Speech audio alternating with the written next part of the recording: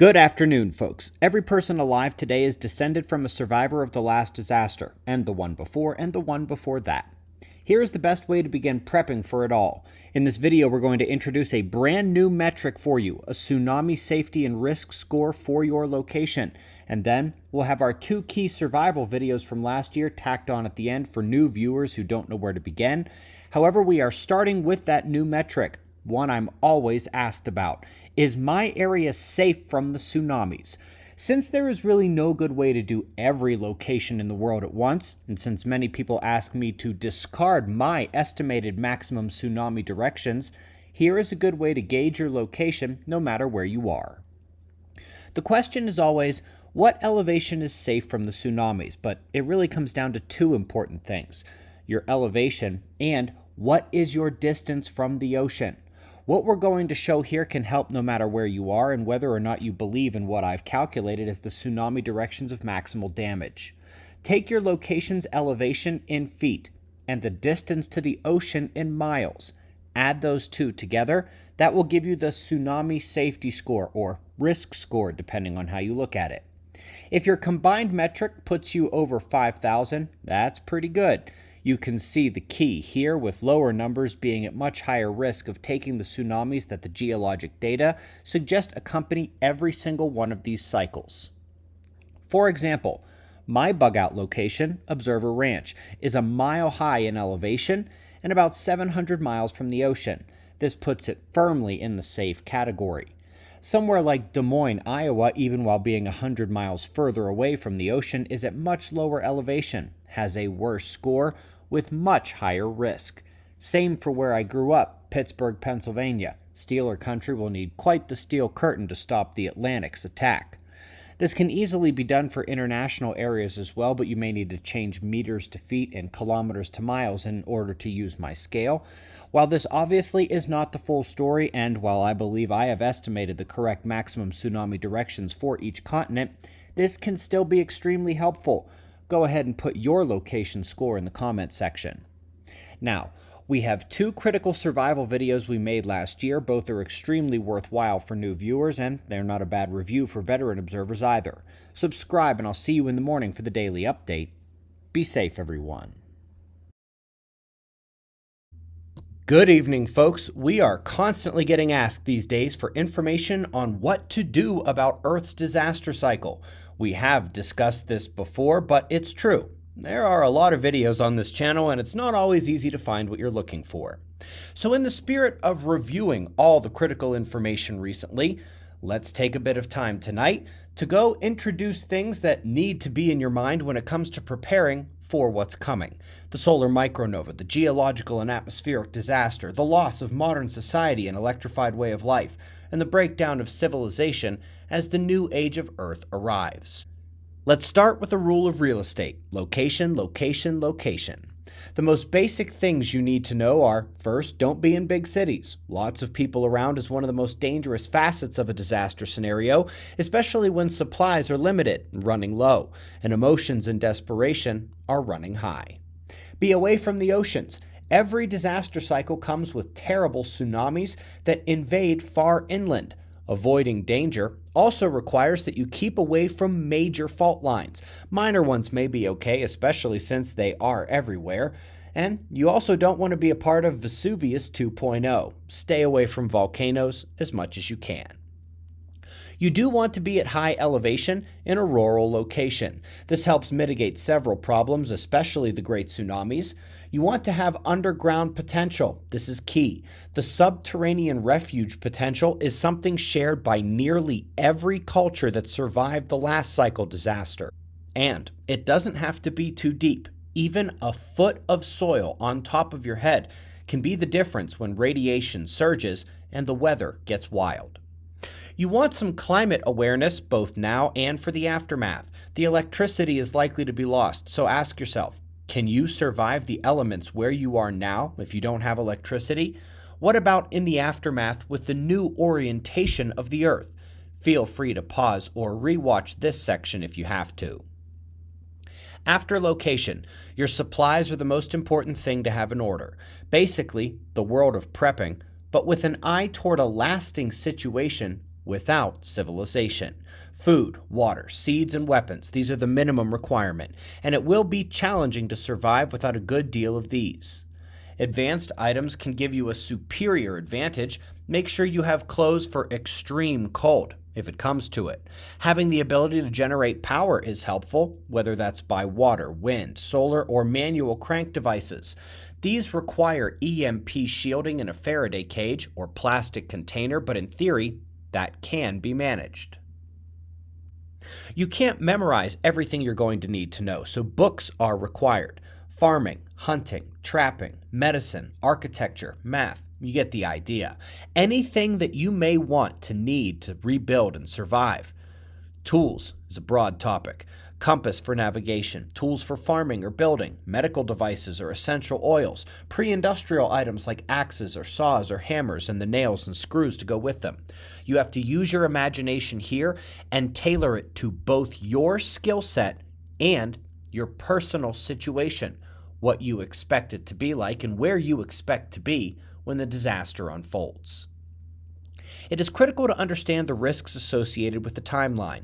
Right now, we are in full-scale clown world, which better be obvious to you already. It is going to get worse and worse, and then we'll either have the initial solar EMP that takes out global power, or something like World War III, or full-scale dystopian control by the elites. It will take some time between that phase and the major zenith of the disaster cycle, the pole shift in solar micronova, when the radiation surges, the weather gets bad, and the great earthquakes and tsunamis occur. Afterwards, the new age of Earth will begin as something of a golden age, and although that is less scary, that's when the real work begins to rebuild. You need to be prepared for every stage and have them all considered. You need to stay aware and stay prepared. Keep an eye on everything. Don't just run to the mountains tomorrow. And in staying prepared, you're not going to want to wait until the sun really unleashes to realize that your canned food expires in a month. Of the utmost importance is to deal with these stresses and the radiation surges and electrical induction on your body.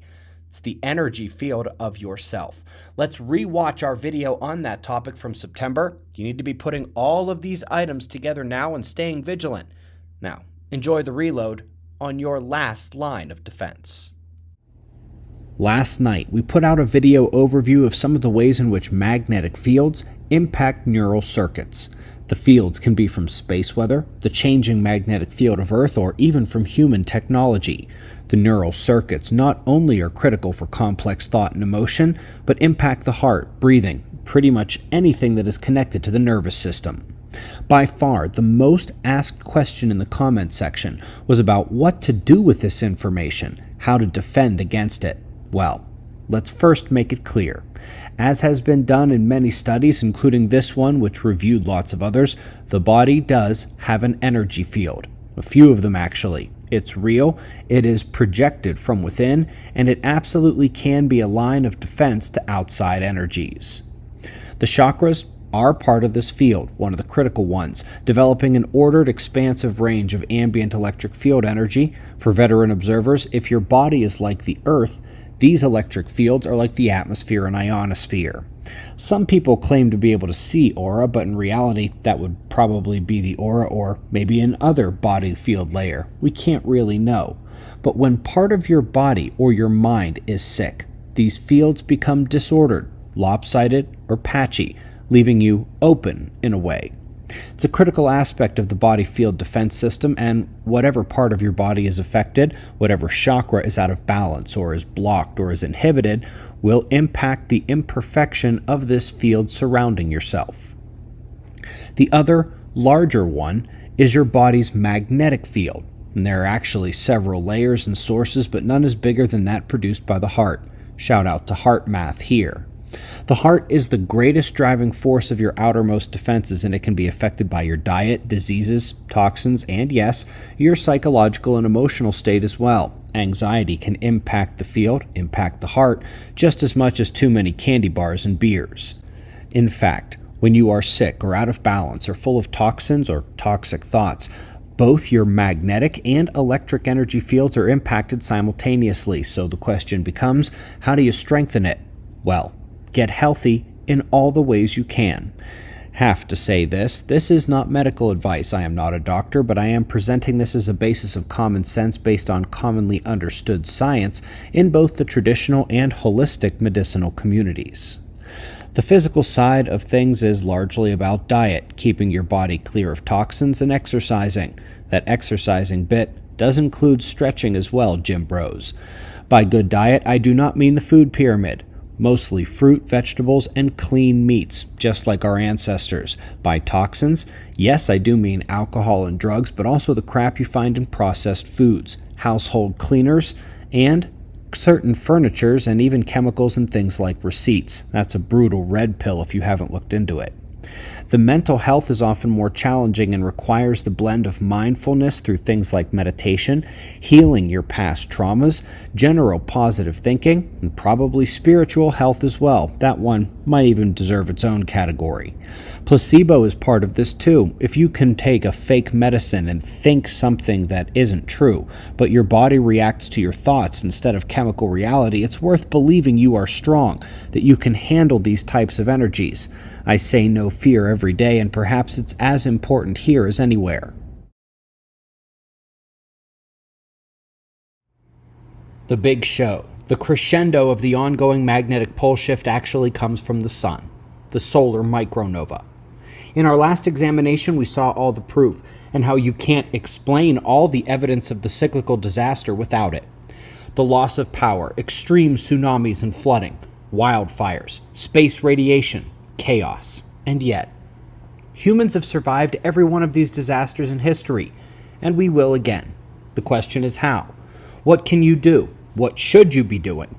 While some of the events to come cannot be predicted or prepared for, like the collapse of land into the oceans, the appearance of new volcanoes with the heaving of the mantle, or a piece of the micronova shell landing on your head, this is not where your focus needs to be.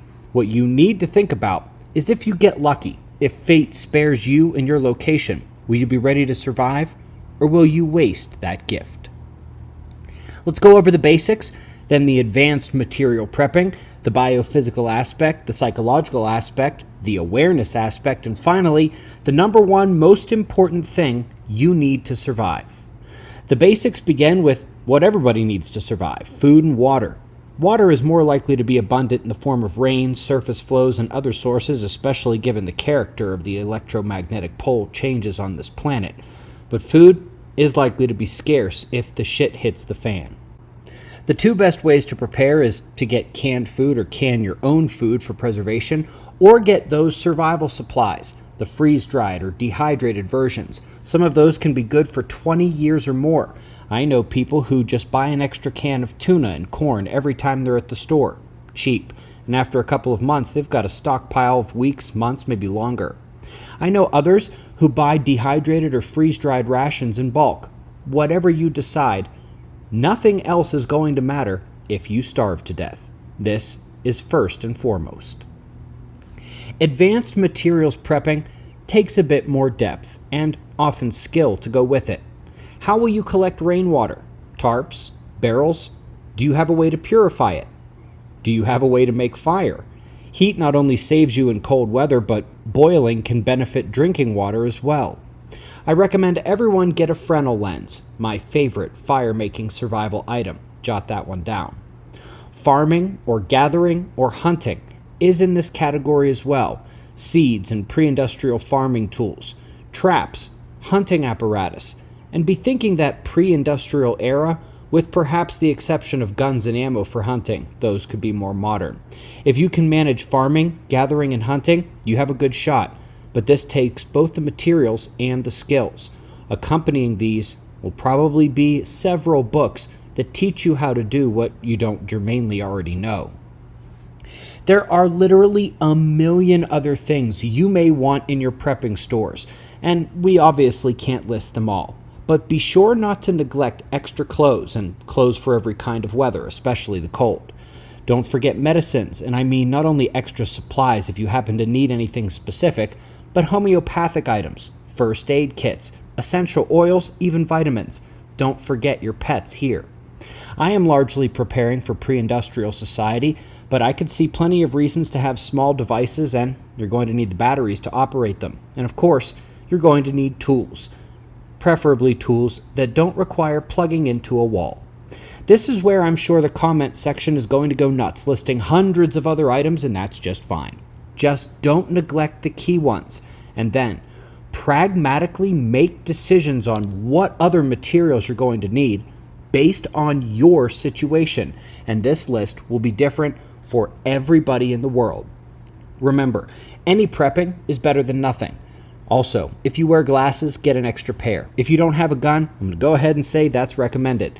Just use your head. And yes, this one is very broad. Up next, biophysical prepping. Get healthy. Whatever you need to do, get healthy. Lose weight. Get the healing you need. Eat better, cleaner, and yes, exercise. There's virtually nothing about surviving that requires you sitting on a couch. Get your entire body in order. I'm going to do this once and only once. Folks, it is never too late. I'm going to be honest, I kind of thought it was for me. You are never too old. On the left is me at age 30 from the Conscious Life Expo in LA, and I assure you, there was not much muscle underneath all that fat. On the right is me yesterday. I'm only about 90% of the way to my goal, which includes more than physical fitness, but fight training, experience taking a hit and giving one, that adrenaline-fueled warrior mode. You just never know what you're going to need. Folks, you really have no excuses. I am a science nerd, an astrophysicist and geophysicist, and with 3 kids and this operation here, plus building Observer Ranch, I still found time. When I wake up and don't feel like working out, you know what I do? I go work out. Find the discipline. You can do this. There are no excuses. Psychological prepping is actually several pieces in one. It involves healing your traumas and training your mind. Meditation and prayer can help here. It will be essential in stressful situations when your panic response sets in and you don't have time to panic. It strengthens your body energy field, which is your last wall of defense against induced electric currents of space weather, like the Great Solar Flash, and from cosmic radiation bombardment from the sky. It also strengthens your immune system, and that can't hurt either. Part of the psychological aspect is mental prepping for the event itself, whether that is actual dry runs for bugging out, going out and practicing your skills, or even just envisioning it. It has been proven to work for things like basketball, golf, and several other things. Just visualizing positive outcome practice actually improves real-life performance. The last part of psychological performance is being able to analyze your own situation. I have spent time suggesting what I think are the safest locations in the world, but no matter where you are, you can mitigate risks. If you're in a low elevation or anywhere near the coast, prepare a bug-out plan to higher ground or prepare something that floats. If you live near a lot of trees, be aware that forest fires are brutal during every single one of these disaster cycles, and the extreme winds could turn those trees into falling risks. Many, if not most cultures that survived the last one had a way to go underground. This is not a permanent living situation, but for extreme cosmic rays, that extreme wind, lightning, and extreme temperature changes, not to mention hailstorms, there's no better safeguard than having a place to go underground, whether that's a bunker, cave, or a mine. Whatever you can do. The awareness aspect is pretty simple. Just pay attention. Keep up with the risks in our human world like war, economic collapse, and civil unrest. And also keep up with sources like ours where, for example, you will know of a major solar disaster coming before anyone else. Even having an extra hour or 2 notice could be the difference between survival and getting stuck in a traffic jam downtown. But here's the hard part. The last part, the most important thing for survival. You need a community. Like-minded people with the same goal in mind, based on the same information. It's hard to find a group that can agree to goals as it is, but add in that you are preparing for this, good luck. The most brutal aspect of the situation, unlike other prepping scenarios, is that to get that community, you basically need to make it out of other observers. So that means you need to network with other observers. That's why we are making Observer Ranch. Next month, we hope to have a networking platform for observers across the world for those who can't or don't want to come to Colorado and Observer Ranch. Remember, Lone Wolf Survival is a game that is suited to maybe 1 in 10,000 of you.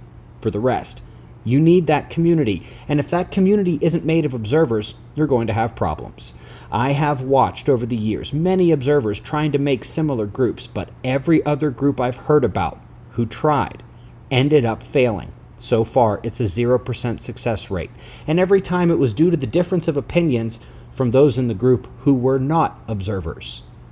If you get sick, injured, too old, you need the others, the next generation, and the group mindset to survive.